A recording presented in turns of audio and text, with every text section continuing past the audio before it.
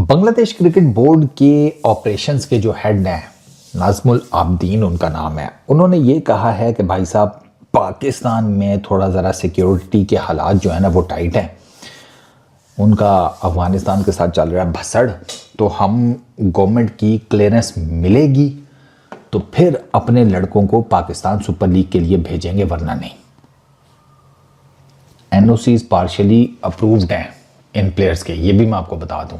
But जब ये NOCs approve हुए थे ना, तब ये अफ़गानिस्तान वाला प्रॉब्लम नहीं चल रहा था, जो पॉलिटिकल टेंशन्स पाकिस्तान और अफ़गानिस्तान के बीच में शुरू हो गई हैं। उस तक मतलब तब तक हालात ठीक थे। अब एट द मोमेंट अब वो 6 प्लेयर्स हैं बांग्लादेश के, मैं आपको बता देता हूँ।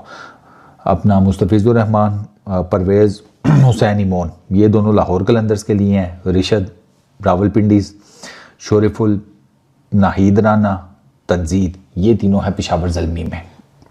अब एट द मोमेंट इनको जो मैंने आपको बताया पार्शल एनओसीज मिले थे, वो पार्शल एनओसीज इस तरीके से थे कि मुस्तफ़ीज़ को एनओसी मिला था 26 मार्च से लेकर अप्रैल 12 तक, ठीक है, और उसके बाद 24 अप्रैल से 3 मई तक, ठीक। इसका मतलब ये था कि क्योंकि 13 अप्रैल से ना न्यूजीलैंड से की सीरीज़ स्टार्ट होगी, मतलब 13 को वो आ जाएंगे न्यूजीलैंड वाले, तो उन्होंने वाइट बॉल की सीरीज़ खेलनी है आकर बांग्लादेश में। ओडीआईज भी हैं, T20 इंटरनेशनल्स भी हैं, आई गेस 3 है शायद। तो अब ये 6 प्लेयर्स आपको पता है वहाँ उनकी टीम के अंदर भी हैं वाइट बॉल की, तो इसी वजह से इनके जो एनओसीज हैं वो पार्शल है। फिज़ का केस मैंने आपको बता दिया, फिज़ ओडीआईज में पार्टिसिपेट करेगा अगेंस्ट न्यूजीलैंड, T20s का वो पार्ट नहीं होगा, ठीक हो गया। अच्छा, उसके बाद तंजीद, शोरिफुल, नाहिद, रिशद, इनको मिला है एनओसी सिर्फ 12 अप्रैल तक, 12 अप्रैल तक, क्योंकि उसके बाद ये दोनों फॉर्मेट्स में अवेलेबल होंगे। तो ये जो बाकी प्लेयर्स हैं ये वहाँ पर जाएंगे और ये वहाँ पर जाकर खेलेंगे ओडीआईज एंड बांग्लादेश में, मतलब अपने घर पे ODIs and T20s against New Zealand. आ जाता है इमोन, ठीक है। इमोन का सीन ये है कि इमोन को क्लियरेंस मिली है अप्रैल 21 तक, ठीक है, और वो इनके T20 इंटरनेशनल स्क्वाड का ना पार्ट है।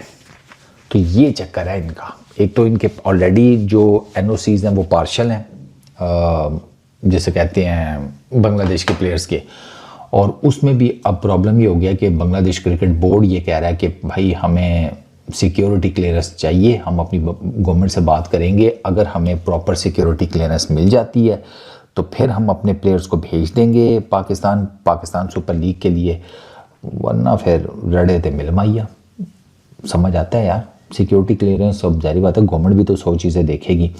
ऑब्वियसली गवर्नमेंट बांग्लादेश की जो है वो पाकिस्तान की गवर्नमेंट से बात करेगी, बोर्ड टू बोर्ड बात होगी।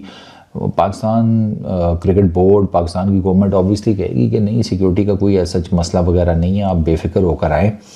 बट यू नेवर नो, क्योंकि पाकिस्तान और अफ़गानिस्तान के बीच में इस टाइम जो जंग बंदी है या जो भी मामला चल रहे हैं वो ईद के दिनों तक हैं।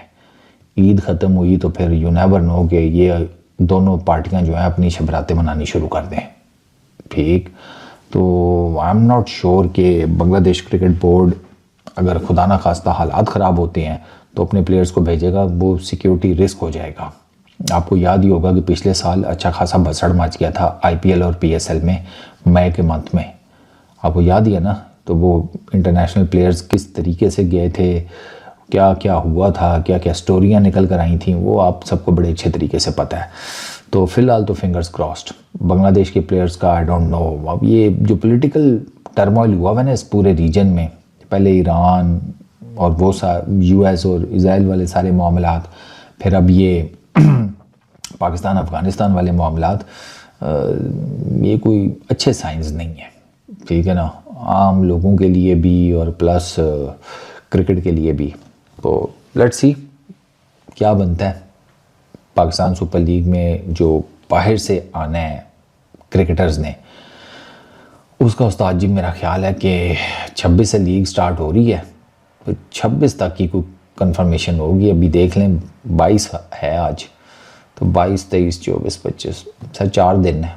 इन 4 दिनों में आपको पता चल जाएगा कि सिचुएशन किस तरफ जा रही है फॉरेन प्लेयर्स को लेकर। इस वीडियो में इतनी। Peace out.